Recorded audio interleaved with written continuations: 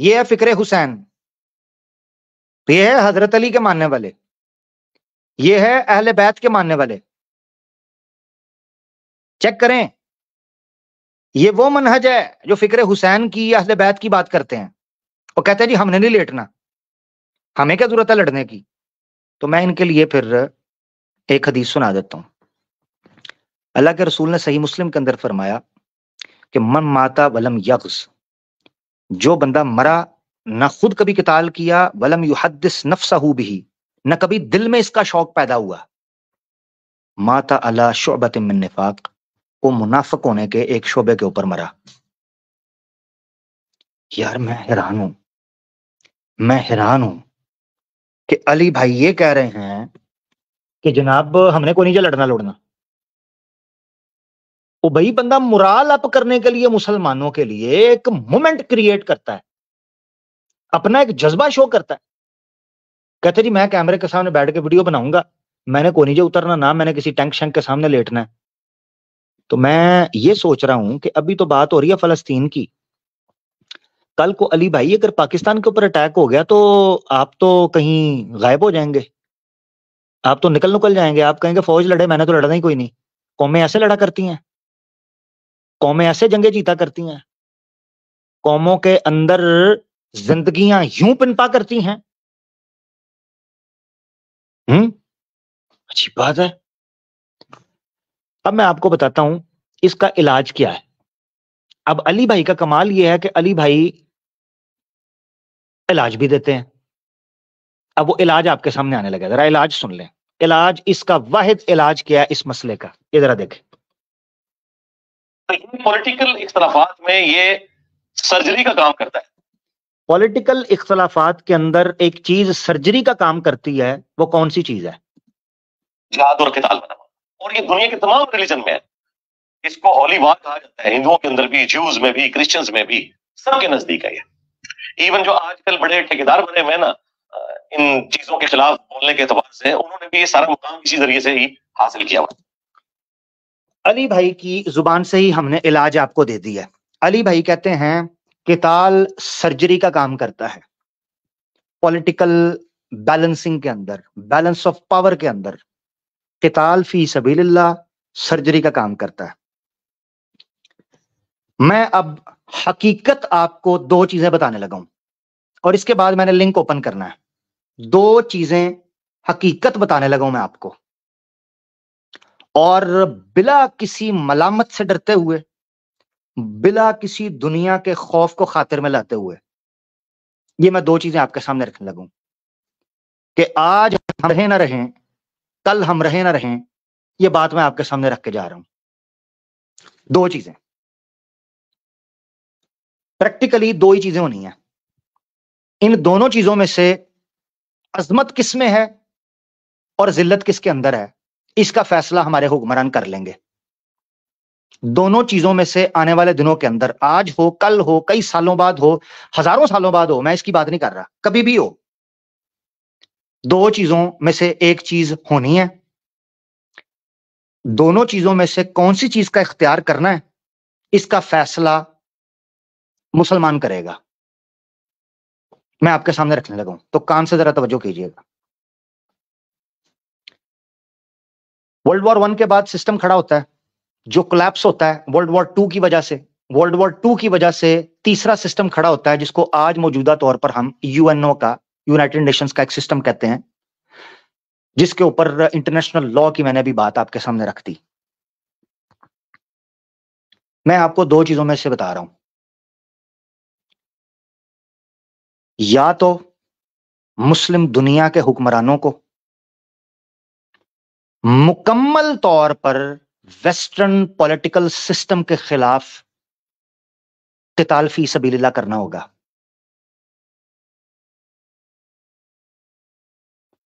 Complete western political system کے اوپر قتال فی سبیل اللہ کرنا ہوگا. اس کا آغاز نیریٹو کو چیلنج کر کے ہوگا. ہم آپ کے پولیٹیکل سسٹم کو، ہم آپ کے اکانومیکل سسٹم کو، ہم آپ کے سوشل سسٹم کو ہم نہیں مانتے. تو مسلم دنیا کے حکمرانوں کی طرف سے یہ کام ہوگا تو ایک نئی دنیا لکھی جائے گی جس دنیا کے اوپر اسلام کا نظام اور پرچم لہرا پائے گا. ادروائز کرنٹلی جو ویسٹرن پولیٹیکل سسٹم ہے اس کے اندر مسلمانوں کے حقوق ملنا پولیٹیکل سٹرگل کے تھرو پاسبل ہی نہیں ہے, نیکسٹ ٹو امپاسبل. اس لالی پاپ کو ساری زندگی چوستے رہو, 70 سال سے چوس رہے ہیں, آگے اور 7000 سال چوستے رہو گے, کبھی بھی نہیں ملنے کا. کیونکہ ہم نے یہ حماس کے اٹیک کے بعد تو فوراً دیکھ لیا ہے, 70 سال سے دنیا خاموش ہے. حماس نے اٹیک کیا ہے, سب کے کان کھڑے ہو گئے ہیں, سب کے کان کھڑے ہو گئے ہیں. ادھر بچے پھڑ دو یا مسلمان آگے فلانا یہ ہو گیا وہ گیا, یہ شروع ہو گیا. اس سے آپ کو سمجھنا چاہیے کہ ویسٹرن پولیٹیکل سسٹم کبھی بھی مسلمان اور اسلام اور الہ کلمت اللہ پھول بچھا ہی نہیں سکتا. ایک کام تو یہ ہوگا. اب اس میں عزت ہے ان حکمرانوں کی جو کل کو اللہ کے سامنے جواب دہ ہو سکتے ہیں اور نکل کر یہ بات کر سکتے ہیں. اب کوئی کہہ سکتا ہے جی نہیں یہ تو آپ نے ایسی بات کر دیا جو ہوا نہیں, جو فلانا نہیں, تو اس لیے میں دوسرا نقطہ رکھوں گا. مگر حکمرانوں کی حد تک جن لوگوں نے بات کی ہے تو ایران نے جرت کی ہے, ترکیہ نے کئی معاملے کے اندر جرت کی ہے. اگر وہ جرت کر سکتے ہیں تو اس طور پر ہمارے دوسرے حکمران جرت کر سکتے ہیں کہ عملی طور پر میدان کے اندر اترے. اب کوئی کہہ سکتا ہے نہیں جی یہ تو نہ ہونے کا, تو میں دوسرا حل بتانے لگا ہوں. اور یہ دوسرا حل میں حکمن نہیں بتا رہا, آپ کو بتا رہا ہوں حقیقت ہے, یہ ایسا ہونا ہے. آپ اگر یہ کہیں کہ یہ نہیں ہونا تو میں آپ کو بتا دوں اس کے علاوہ کوئی چارہ نہیں ہے, اور یہ ہو کے رہنا ہے. وہ میں آپ کو بتا دیتا ہوں. عوام اتر جائے, عوام اترے گی میدان کے اندر, آپ کی حکومتوں کو آٹومیٹکلی اترنا پڑے گا, اس کے علاوہ کوئی چارہ نہیں ہے. یہ میں نہیں کہہ رہا, حکم نہیں دے رہا, ایسا ہونا ہے. اب کوئی مجھے اس پر یہ کہے کہ بھئی اس نے کیسی بات کر دی فلانا کر دی, ایسا ہونا ہے. آپ کے ہاتھ میں ہے, حکمرانوں کے ہاتھ میں, کہ آپ نے دونوں میں سے کون سا کام کرنا ہے.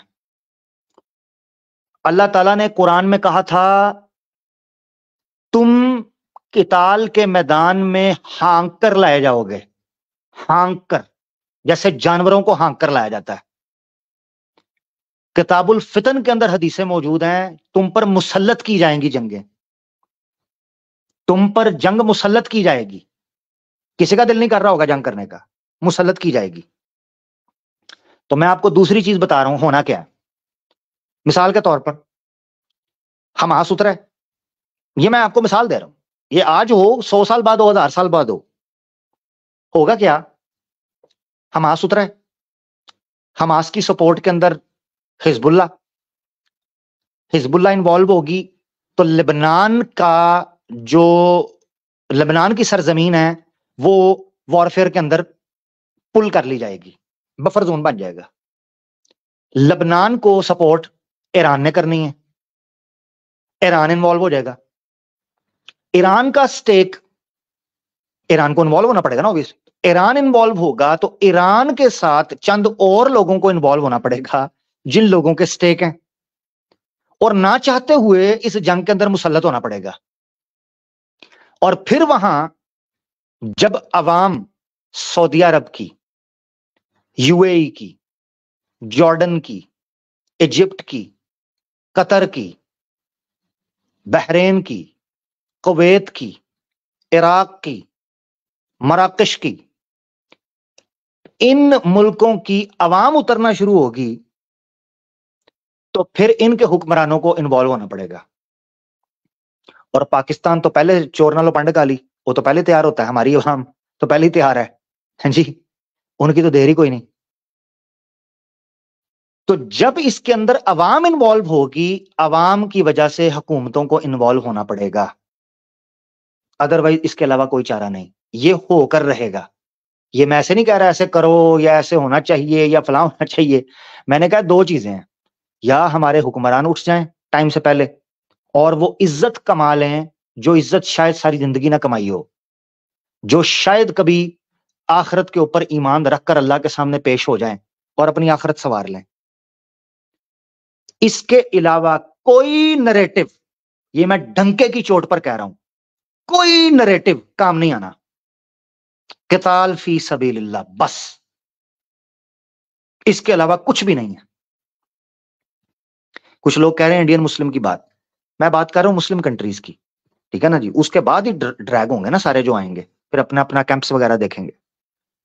میں آپ کو ایک چیز بتا دوں، ویسٹرن پولیٹیکل سسٹم کے تھرو جو بندہ بھی یہ امید لگا کر بیٹھے گا نا کہ مسلمانوں کو ان کے حق ملیں گے اور یہ مسئلے حل ہوں گے، میرا بھائی تم دیوانے کی جنت میں رہتے ہو اور شوق سے رہو، یہ مسئلہ نہیں حل ہونے کا. ہمارے بڑے آئے وہ بھی دیکھ کر چلے گئے، ان کے بڑے آئے وہ بھی دیکھ کر چلے گئے. قتال فی سبیل اللہ کے علاوہ اس مسئلے کا کوئی حل نہیں ہے. اب وہ گورنمنٹ نے کرنا ہے، میں وہ بات ہی نہیں کر رہا کون کرے کون، اب گورنمنٹ نے کرنا ہے تو وہ کر کے شوق پورا کر لیں اور اپنا نام بنا لیں. اگر آپ نے نہیں کرنا تو آپ کو گھسیٹ کر لے کر جایا جائے گا. یہ بات یاد رکھ لو، یہ بات یاد رکھ لو. میرے اللہ کے رسول نے کہا تھا پیش گوئی موجود ہے، تمہیں جنگ کے میدانوں میں ہانکا جائے گا، تو تم اگر اپنی مرضی سے چلے جاؤ گے تو عزت رہ جائے گی. قرآن میں بھی اللہ تعالیٰ نے کہا تھا کہ کتب علیکم القتال وہو کرہ لکم، تم پر قتال کو واجب کر دیا گیا ہے، تمہیں ناپسند، تمہیں ناپسند ہے، تمہارا دل نہیں کرتا. تو اب فیصلہ 2 ہے جو آپ کے سامنے ہے. اس کے علاوہ انجینئر محمد علی مرزا صاحب کہتے ہیں جی وہ سارے دھرم کے جو اسکالرز ہیں ان کو اکٹھا کر کے پیس کی بات کی جائے، فلانا کی جائے. میں نے آپ کو بتایا ایک پوائنٹ اور سمجھ لیں یہاں پر. میں نے آپ کو پولیٹیکل جو ویسٹرن پولیٹیکل میکانزم ہے اس کا جو ایک ٹیکنیک ہے وہ میں نے آپ کو بتا دیا کہ وہ کیسے کام کرتا ہے، جو کہ موسٹلی مسلم دیشوں کے اندر کام کر رہا ہے. کہ بزنس مین پالیٹکس کے اندر بیٹھے ہیں، وہ کبھی بھی نہیں چاہیں گے کہ یہاں پر کانفلکٹ آف انٹرسٹ ہو. اور ہمارے بزنس جو کہ انویسٹمنٹ ہوئی ہے، عرب کی انویسٹ، آپ کو پتا ہے سعودی عربیہ، میں کہہ رہا ہوں اس پر گھنٹوں بات ہو سکتی ہے. سعودی عربیہ کی کتنی بڑی انویسٹمنٹ ہے امریکہ کے اندر، آپ اندازہ نہیں کر سکتے. ٹریلینز کی انویسٹمنٹ اس نے ادھر ادھر کی ہوئی ہے. تو وہ کبھی چاہیں گے کہ ان کے ساتھ ان کے خلاف ہم کبھی زبان کھولیں؟ کبھی ہو سکتا ہے ایسے. میں اپنے گاہک کے سامنے، میں اپنے کلائنٹ کے سامنے، اپنے کسٹمر کے سامنے کبھی آنکھ اٹھا سکتا ہوں؟ کمال ہے. یا تو میں بزنس کروں گا یا آنکھ اٹھاؤں گا، دونوں کاموں میں سے ایک کام ہوگا، یاد رکھیں. تو اب یہ سمجھنا ہے کہ جو میں پوائنٹ رکھنے لگا تھا کہ جی مذہبی لوگ اکٹھے ہوں. میرے خیال سے انجینئر محمد علی مرزا بھائی کو اور جن لوگوں کا یہ خیال ہے کہ اگر کرسچنس کے پوپ کو یا یہاں کے مسلمانوں کو یا بدھ کے فلانوں کو یا ہندوؤں کو اکٹھا کرنے سے کو امن آشتی آ سکتی ہے تو وہ بھی دیوانوں کی جنت میں رہ رہے ہیں. یاد رکھیں سولوشن وہاں سے آتا ہے جہاں پر ایگزیکیوشن کی پاور ہوتی ہے. یہ بہت انپورٹنٹ سمجھنا ہے یہ نقطہ آپ نے. یہ اس بندے کو سمجھ آ سکتی ہے چیز جو پالیٹکس کو، نیشنز کو یا جو ان کی اسٹریٹجیز ہیں ان کو پڑھتا ہو، تو اس کو میری بات سمجھ آ جائے گی. لیجسلیٹو پاور اور ایگزیکیوشن کی پاور یہ میٹر کرتی ہیں کسی بھی اسٹیٹ کے اندر کہ آپ کس طرح لے کر چلنا چاہتے ہو. مجھے دکھاؤ کوئی ملک مسلمانوں کا جس میں کمپلیٹ اتھارٹی ریلیجس کلرجی کے پاس ہو، ریلیجس کلرجی کے پاس، کلیرکس کا ہو اتھارٹی. تو پرابلم کا اینڈ وہ نہیں ہے، پرابلم پالیٹکس کر رہی ہے، پالیٹیشنز مذہب کو یوز کر رہے ہیں. اور مجھے بتاؤ کتنے مذہبی لوگ ہیں جو امن کی بات کرتے ہیں، ان کو سنتا کون ہے؟ ان کو سنتا کون ہے؟ ان کی چلی کب ہے؟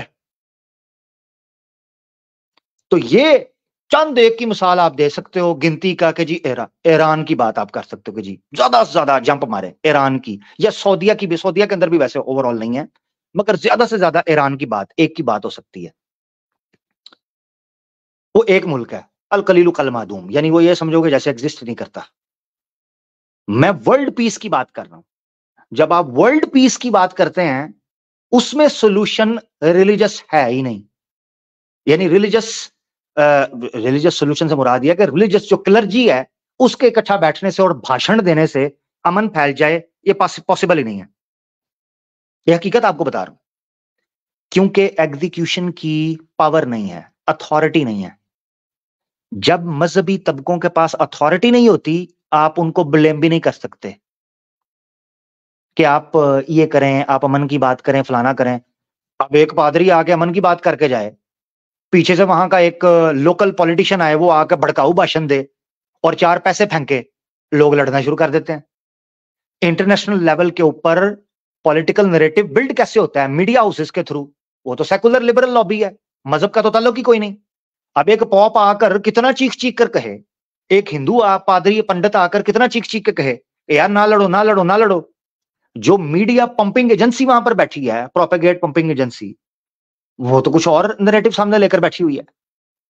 تو یہ ساری چیزیں سمجھ لیں کہ اس کا واحد حل جو ہے، جو میری میں ہو سکتا ہے میں غلط ہوں، مگر میری نظر کے اندر آیا ہے، جو میں ناقصی تھوڑی بہت دیکھی ہے، اس کا واحد ایک حل ہے، 2 طریقے سے. قتال فی سبیل اللہ، دیٹس اٹ. وقاتلوہم حتی لا تکون فتنہ ویکون الدین کلہ للہ. قتال فی سبیل اللہ تب تک ہوگا جب تک اسلام غلبہ حاصل نہیں کر لیتا اور اللہ کا دیا ہوا نظام دین، اس ایشور کا، اس ایک کا جس کا حق ہے اس دنیا کے اوپر، جب تک وہ نظام نافذ نہیں ہوتا تب تک کسی قسم کا کوئی حق اور عدل اور انصاف ہو ہی نہیں سکتا. لاکھ کہے ہیومن رائٹ پلانا تو یہ سب ڈیبیٹیبل ہے، ہو ہی نہیں سکتا. بھائی اتنی سی بات تھی، 3 گھنٹے سے اوپر ہم جا چکے ہیں. لنک میں پبلک کرنے لگا ہوں آج، چونکہ اوپن فورم ہے تو لنک میں پبلک کر دیتا ہوں. کچھ چیزیں اور بھی ہیں جن کو میں ڈسکس کرنا چاہ رہا ہوں، تو لیٹ سی اگر وہ ہو پائیں. میں لیپ ٹاپ سے انٹر ہو جاتا ہوں پہلے تو.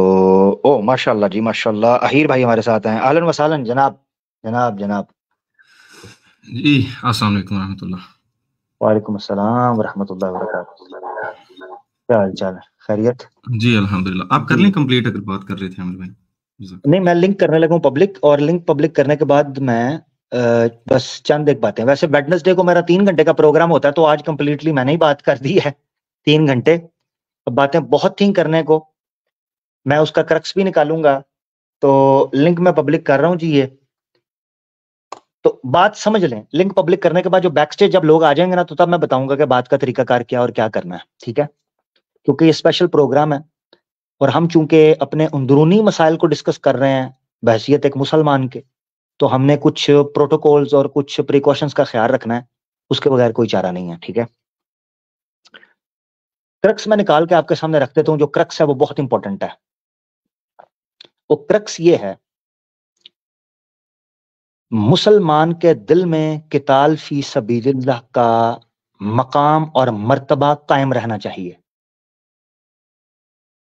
اس کے دل میں شہادت کی تمنا قائم رہنی چاہیے، اور اس کی نظر میں اس دنیا کی حقیقت اور ان کے اسباب کی حقیقت وہی رہنی چاہیے جس کے قابل وہ ہیں.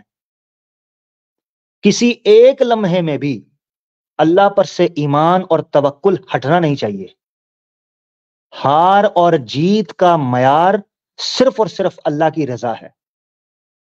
حق اور باطل کا معیار صرف اور صرف اللہ تعالیٰ کی رضا ہے، اس کے علاوہ کچھ بھی نہیں ہے. یہ حقیقت سمجھ لیں. اور یہ جو کہا جاتا ہے جی وہ صحابہ کی یا فلانی ان کو مثالیں، تو بھئی آپ ہمیں کہا کرتے تھے ہمیں قرآن و سنہ کی بابوں کی باتیں نہ کریں، آپ صحابہ کی بات کریں. قرآن میں اللہ تعالیٰ کہا فَإِنْ آمَنُوا بِمِثْلِ مَا آمَنْتُمْ بِهِ فَقَدِ اهْتَدَوْا، کہ یہ لوگ اگر اصحاب محمد کی طرح ایمان لے کر آئیں گے تبھی ہدایت پر ہوں گے. تو مجھے بتاؤ کہ اگر وہ قابل اتباع نہ تھے، پریکٹیکلی پاسبل نہ تھا ان کے پیچھے چلنا، تو قرآن کیوں کہتا ہے کہ ایمان ان کی طرح لے کر آنا ہے جس طرح اللہ کے رسول کے صحابہ ایمان لے کر آئے؟ کیوں کہتا ہے؟ ٹھیک ہے، یہ بڑا ضروری ہے. اچھا، تو ایک چیز. دوسری چیز یہ ہے کہ جس کو میں رکھنا چاہتا ہوں جو بہت امپورٹنٹ ہے، وہ یہ ہے کہ ہمارے مسلمانوں کو اتفاق اور اتحاد کی ضرورت ہے. اتفاق اور اتحاد پریکٹیکلی ہو ہی نہیں سکتا تب تک جب تک آپ قتال فی سبیل اللہ کے اندر انوالو نہیں ہوں گے. اور اس بات کو انجینئر محمد علی مرزا صاحب بھی مان رہے ہیں. پتہ کیسے؟ حزب اللہ ہے شیعہ تحریک، حماس ہے سنی، دونوں ایک دوسرے کو سپورٹ کر رہے ہیں. ایران شیعہ مسلک سے تعلق رکھتا ہے مگر وہ حماس کو سیکنڈ کر رہا ہے. کس بنیاد پر؟ قتال فی سبیل اللہ کی بنیاد پر. میں نے آپ کو ایک چیز بتائی ہے، 3 ایسے بڑے موقع ہیں جس کے اوپر آپ امت مسلمہ کا اتفاق کروا سکتے ہو. اب چوتھا لے لیں، یہ چوتھا ہے، وہ ہے جہاد فی سبیل اللہ، قتال فی سبیل اللہ. نبی پاک صلی اللہ علیہ وآلہ وسلم نے ان عربوں کو متفق کیا تھا جنہوں نے اپنے ہاتھوں سے دوسروں کے گلے کاٹے ہوئے تھے، ان کو متفق کر دیا. اور میں ایک چیز آپ کو بتاؤں، میں کئی دفعہ سوچتا تھا کہ قرآن 23 سال کے دور میں نازل کیوں ہوا؟ بھئی احکامات تھے نا، یہ کھاؤ یہ نہ کھاؤ، یہ کرو یہ نہ کرو، ایسے نماز پڑھو ایسے نہ پڑھو، یہ احکامات ہیں، اللہ ایک ہے، اللہ کے رسول ہے. بھئی 23 سال کے اندر نازل ہونے کی ضرورت کیا تھی؟ Point number 1. اور دوسرا یہ کہ نہ صرف یہ کہ 23 سال کے دور میں نازل ہوا ہے، بلکہ جیسے جیسے حالات اور واقعات ہوتے تھے ویسے ویسے نازل ہوا ہے.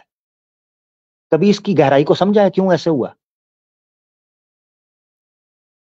اس کی گہرائی یہ ہے کہ قرآن رہتی دنیا تک ان مختلف واقعات میں ہونے کی وجہ سے جو نازل ہوا ہے، یہ رہتی دنیا تک اس بات کا منہ بولتا ثبوت ہے کہ قرآن صرف حکم نہیں ہے، پریکٹیکلی ہوا ہے.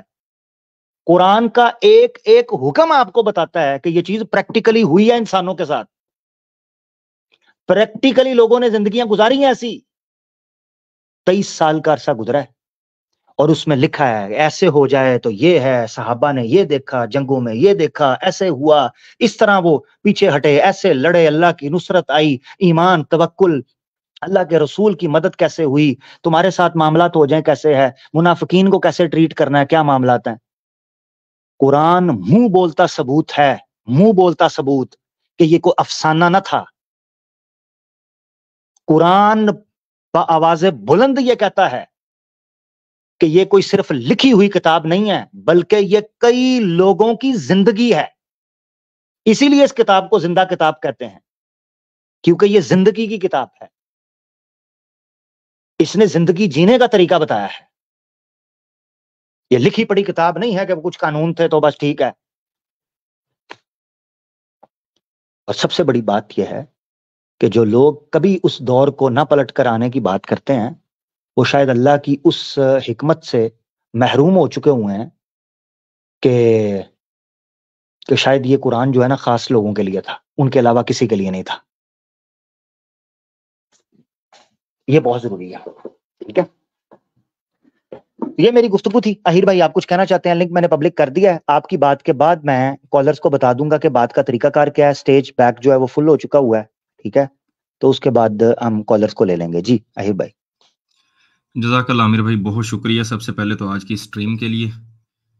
کہ کسی نے کہا تھا کہ بڑا شور سنتے تھے پہلو میں دل کا، جو چیرا تو ایک قطرہ خون نہ نکلا.